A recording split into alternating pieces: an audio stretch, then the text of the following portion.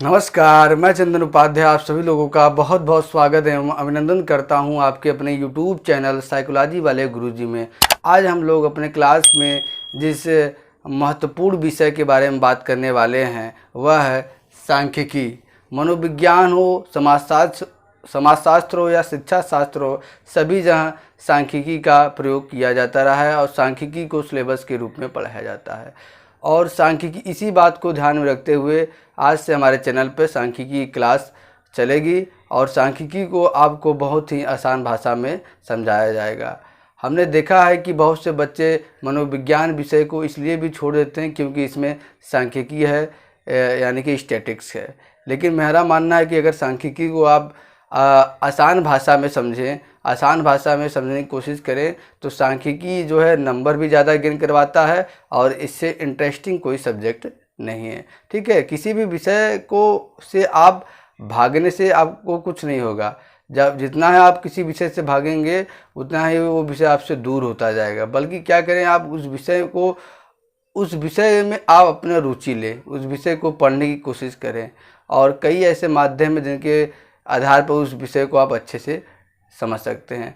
तो हम जो है सांख्यिकी को आपको लोगों को एक तरफ से एक टॉपिक जो है इसका कराया जाएगा हमारे चैनल पे। इसलिए आप लोग जो है चैनल से जुड़ जाएं और चैनल पे नए हो तो चैनल को आप सब्सक्राइब करें। आइए अपने सांख्यिकी क्लास आसान भाषा में शुरू करते हैं। सबसे पहले हम सांख्यिकी का परिचय के बारे में बात करेंगे, उसके बाद आगे जो भी सांख्यिकी का टॉपिक होगा उसके बारे में चर्चा किया जाएगा। तो आइए अपने हम क्लास को शुरू करते हैं और देख लेते हैं कि सांख्यिकी का परिचय क्या है। सांख्यिकी के परिचय में सबसे पहले सांख्यिकी का अर्थ हम लोग देखते हैं। तो सांख्यिकी का अर्थ आप देखेंगे तो सांख्यिकी अंग्रेजी रूपांतरण है, क्या है? स्टैटिक्स है। अंग्रेजी रूपांतरण क्या है सांख्यिकी का? स्टैटिक्स का है। और स्टैटिक्स लैटिन भाषा के स्टेटस से भी बना है और इटालियन भाषा के स्टेटिस्टा से भी बना है। ठीक है, इसकी उत्पत्ति दो भाषा के शब्दों से हुई है। लैटिन भाषा के स्टेटस से हुई है और इटालियन भाषा के स्टेटिस्टा से हुई है। ठीक है, लैटिन अर्थ के अनुसार इससे स्थिति या क्रम का पता चलता है। ठीक है, लैटिन अर्थ के अनुसार सांख्यिकी का मतलब क्या है? स्थिति या क्रम। और इटालियन अर्थ के अनुसार देखें तो इसका मतलब है सरकारी कामकाज के आंकड़ों के बारे में विवरण प्राप्त करने या उसे उपयोगी बनाने से है। कहने का ये तात्पर्य है कि अगर आप शाब्दिक अर्थ के हिसाब से देखें तो सांख्यिकी क्या है?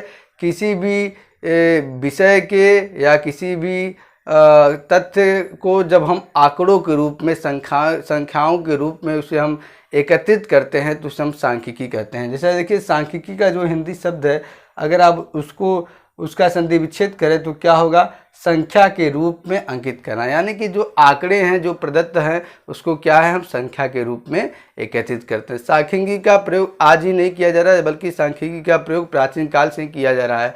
जब हमारे देश में राजतंत्र व्यवस्था थी तो उस समय जो है खेती बाड़ी पे आय व्यय कितना हुआ, जनसंख्या कितना बढ़ रहा है, कितना घट रहा है, राजकोष में कितना संपत्ति आ रहा है, लगान कैसे लेना है, टैक्स कैसे लगाना है, इत्यादि बातों का जो है सांख्यिकी के माध्यम से ही व्यक्ति क्या है उसका प्रयोग करता था। ठीक है, तो सांख्यिकी का अर्थ आज जो है आप रिसर्च करें या कोई भी विषय ऐसा हो जो बिना सांख्यिकी के अधूरा है। क्योंकि अगर आप गुणात्मक तथ्यों को मात्रात्मक तथ्यों में जब परिवर्तित करेंगे तो उसके लिए आपको सांख्यिकी का होना परम आवश्यक है। और कोई भी रिसर्च हो, कोई भी नया सिद्धांत हो, बिना सांख्यिकी के उसका क्या है निर्माण नहीं हो सकता है। बिना सांख्यिकी के उसे मात्रात्मक रूप में हम नहीं प्राप्त सकते हैं।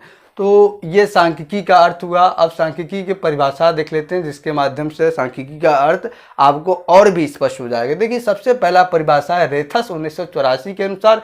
ये क्या करें? सांख्यिकी का आशय संख्यात्मक तथ्यों को इस तरह से संग्रहित करने से है कि उनसे मापों या प्राप्तांकों के बारे में महत्वपूर्ण सूचनाएं प्राप्त हो। रेथस जी ये कह रहे हैं कि सांख्यिकी का मतलब है संख्याओं के रूप में क्या हम जो भी हम डाटा कलेक्शन करें उसको क्या है संख्याएं के रूप में हम प्राप्त करें, जिससे क्या है, जिससे हमें जो हम रिसर्च कर रहे हैं या जो भी चीज़ जिसके लिए हम डाटा कलेक्शन कर रहे हैं उससे संबंधित क्या हमको जानकारी प्राप्त हो जाए। जैसे हमें देखना है कि करे किसी व्यक्ति की बुद्धि लब्धि कितनी है, ठीक है, या तो कक्षा 1 से 5 तक के बच्चों की मानसिक योग्यता कितनी है। अगर इसको आप देखना है तो क्या है, डाटा कलेक्शन जब आप करेंगे तो विभिन्न सांख्यिकी विधियों के माध्यम से आप आंकड़ों को संख्या के रूप में प्राप्त कर सकते हैं। दूसरा परिभाषा लोबिट कर रहे हैं, सांख्यिकी एक विज्ञान है। वाकई में क्यों विज्ञान है? क्योंकि इसमें जो गणितीय प्रक्रमों का प्रयोग किया जाता है। ये वैज्ञानिक नियमों को ध्यान में रख के अपने सारे सिद्धांतों और सारे अपने फार्मूला को देता है, जिसमें घटनाओं, कोई घटना हुई उसकी व्याख्या, उसका वर्णन एवं तुलना करने के लिए सांख्यिकी तथ्यों का संग्रह आप करें। डाटा कलेक्शन, वर्गीकरण, क्लासिफिकेशन तथा सारणी, एक सारणी के रूप में इसे सुसज्जित करें। कहने का मतलब यह है कि लोबिट कर रहे हैं कि सांख्यिकी एक विज्ञान है जिसमें किसी भी घटना या किसी भी तथ्य के बारे में क्या है उसकी व्याख्या हम कर सके, इसके माध्यम से उसका वर्णन कर सकते हैं और दो समूहों के बीच में तुलना कर सकते हैं, ठीक है, दो तथ्यों के बीच में तुलना कर सकते हैं और करने के बाद क्या है उससे हम डाटा कलेक्शन कर सकते हैं, उसका क्लासिफिकेशन कर सकते हैं और साथ ही साथ उसे हम एक सारणी के रूप में सुसज्जित कर सकते हैं। ठीक, तो ये सांख्यिकी की परिभाषा हुई जिसके आधार पे निम्नलिखित विशेषताएं प्राप्त होते हैं, जिनको हम देख लेते हैं। सांख्यिकी की निम्नलिखित विशेषताएं, पहला है सांख्यिकी एक वैज्ञानिक शाखा है, ठीक है, विज्ञान की एक शाखा है, क्योंकि ये इसके माध्यम से विभिन्न प्रकार के विज्ञान के भी रिसर्च भी जितने होते हैं, इनोवेशन होते हैं, इन्हीं सांख्यिकी टर्मों का यूज करके क्या है उसमें आंकड़ों को मात्रात्मक रूप में प्राप्त किया जाता है, इसलिए एक वैज्ञानिक शाखा है। दूसरा क्या है, इसमें घटनाओं, परिस्थितियों या कारकों के बारे में आंकड़े एकत्र किया जाता है। इसमें जो कोई भी जैसे घटना घट रही है उसके बारे में, कोई परिस्थिति है उसके बारे में और विभिन्न प्रकार के कारक हैं उसके बारे में आंकड़े एकत्र किए जा रहे हैं। जैसे हम देखें कि आज के दौर में स्मार्टफोन का बच्चों पे क्या प्रभाव पड़ रहा है या स्मार्टफोन का व्यक्ति पे क्या प्रभाव पड़ रहा है, तो ये क्या है, दो कारक हैं, तो दोनों कारक के बीच में क्या है आंकड़े आप प्राप्त कर सकते हैं सांख्यिकी प्रक्रमों के माध्यम से। तीसरा विशेषता है प्राप्त आंकड़ों का सारणी, एक सारणी के रूप में सुसज्जित करना, उनका क्लासिफिकेशन।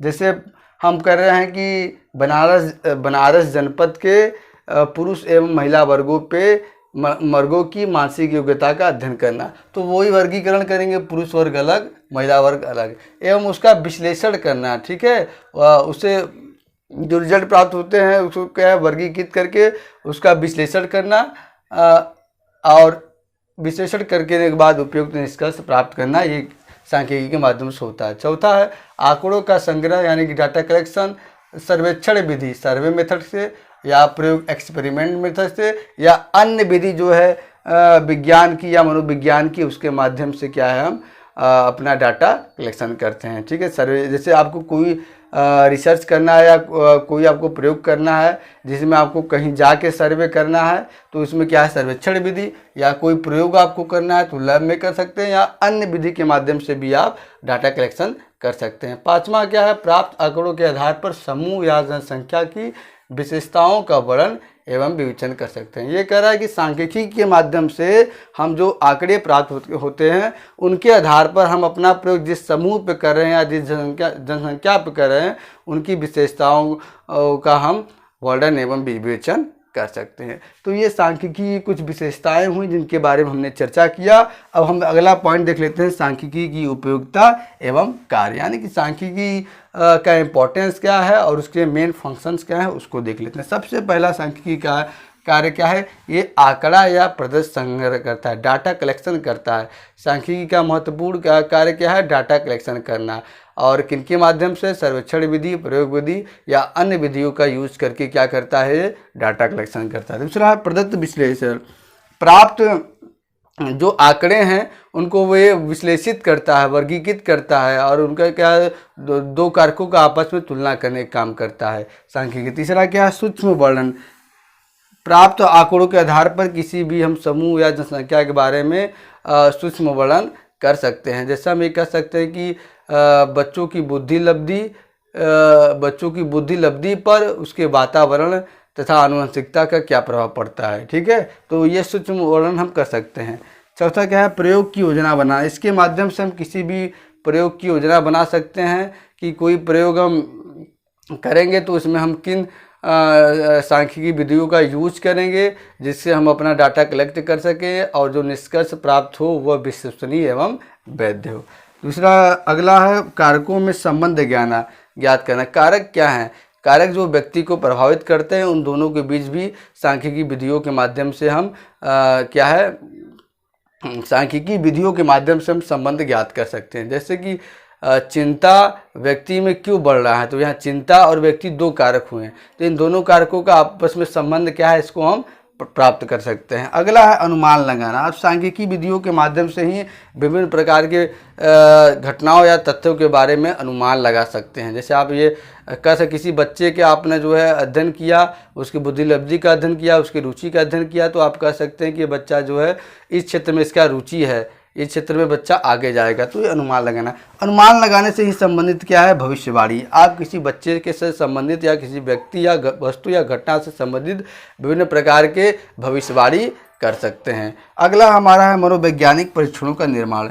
सबसे महत्वपूर्ण कार्य है सांख्यिकी का कि मनोवैज्ञानिक परीक्षणों का निर्माण इसके माध्यम से हम करते हैं। मनोवैज्ञानिक परीक्षण बनाने के लिए हम प्रश्नों का चुनाव करते हैं और प्रश्नों का चुनाव करने के लिए उसमें हम प्रश्नों का कितना वैध है, कितना विश्वसनीय है, उसके बारे में जानने के लिए हम सांख्यिकी प्रगमों का निर्माण करते हैं। जैसे आप बुद्धि परीक्षण तैयार कर रहे हैं, मानसिक रुचि परीक्षण तैयार कर रहे हैं, तो इसमें आप देखेंगे कि हम कितने प्रश्न बनाए, प्रश्नों का स्तर क्या होगा, किस लेवल बना रहे हैं, तो ये सांख्यिकी प्रक्रमों के माध्यम से ही आप कर सकते हैं।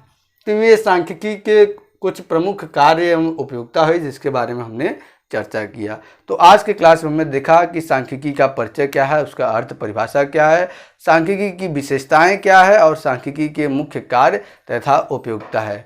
आगे के क्लास में हम सांख्यिकी से संबंधित जो है अगले टॉपिक की बात करेंगे और इस चैनल पे सांख्यिकी से संबंधित जितने भी प्रक्रम है, जितने भी टॉपिक हैं उनको कवर किया जाएगा। इसलिए अगर आप चैनल पे नए हैं तो हमारे चैनल को सब्सक्राइब करें और ज़्यादा से ज़्यादा लोगों पे शेयर करें। आज की क्लास में इतना ही, मिलते हैं हम अपने अगले क्लास में, तब तक के लिए आपका बहुत बहुत धन्यवाद।